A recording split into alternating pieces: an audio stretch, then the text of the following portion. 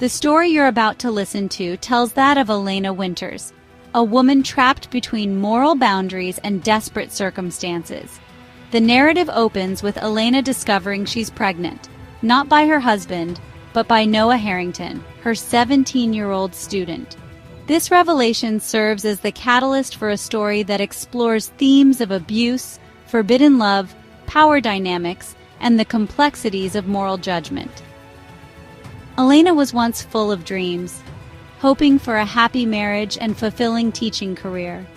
Her husband Marcus, a successful banker, initially charmed her with promises of a perfect life. However, the facade quickly crumbled after their wedding. Just 3 months into their marriage, Marcus physically assaulted Elena for the first time when she failed to prepare a meal to his satisfaction. The abuse wasn't just physical. Marcus systematically broke Elena down psychologically with cruel words. "Useless woman. You're lucky I married you. Look at you. Who else would want you?" Initially, Elena fought back, but over time her spirit was crushed under the weight of his control. She began moving through life like a ghost, her vibrant personality dimmed by years of abuse.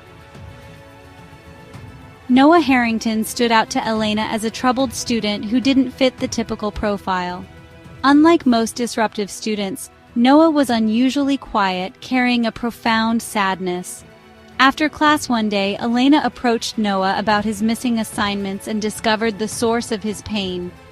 His mother had died from cancer 3 months prior, and his father had abandoned him shortly after, moving to another state with a new girlfriend.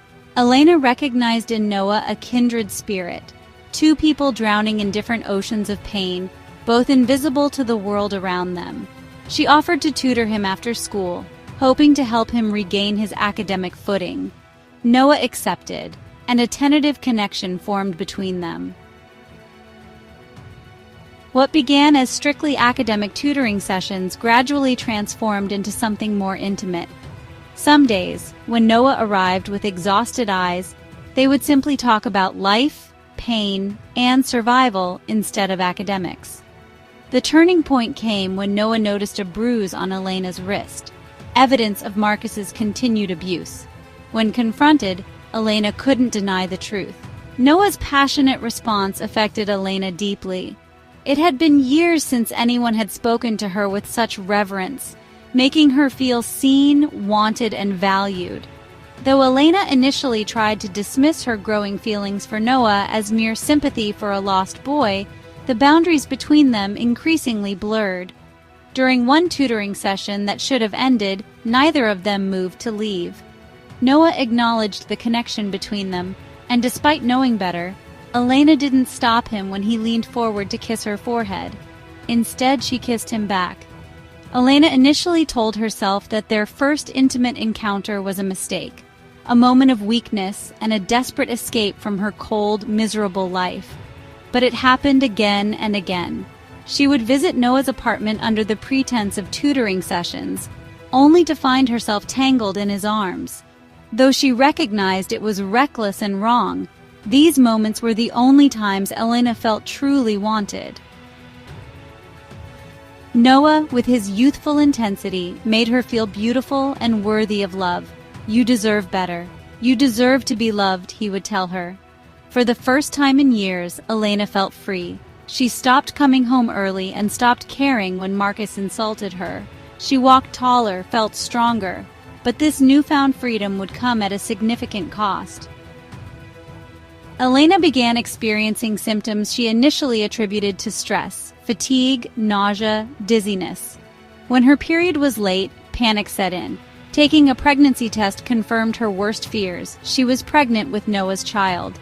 The walls seemed to close in around her as she realized the gravity of the situation. Pregnant by her 17-year-old student while still married to an abusive husband. When Elena told Noah about the pregnancy, he was initially shocked but quickly assured her he would take responsibility. "Noah, I'll take responsibility. I swear," declaring his love for her. Elena, more aware of the consequences they faced, tried to discourage him. "You're just a boy. You have your whole life ahead of you. You don't need this." But Noah remained resolute, refusing to abandon her.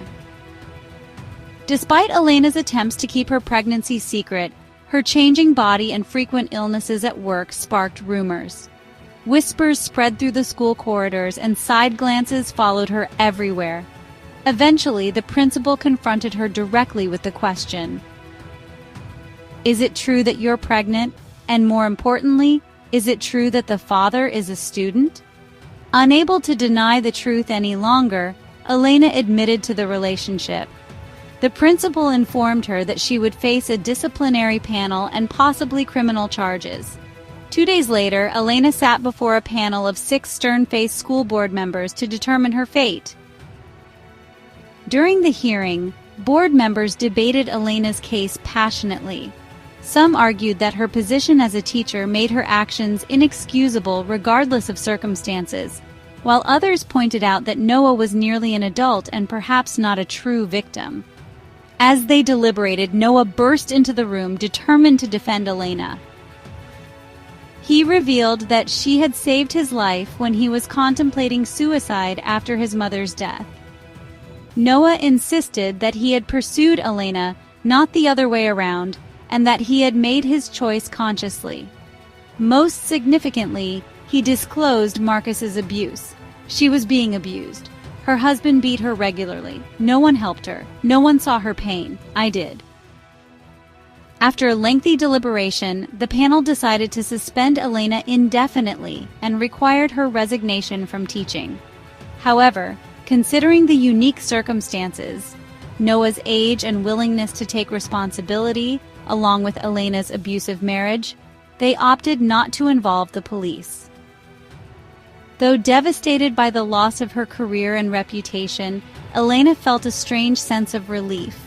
Marcus had already thrown her out upon discovering her pregnancy, but for the first time in years, she wasn't walking on eggshells or living in constant fear. Despite having lost everything, she had gained a form of freedom. The story concludes with Noah meeting Elena outside the school, offering her a place to stay. "Noah, come home with me. We'll figure this out together."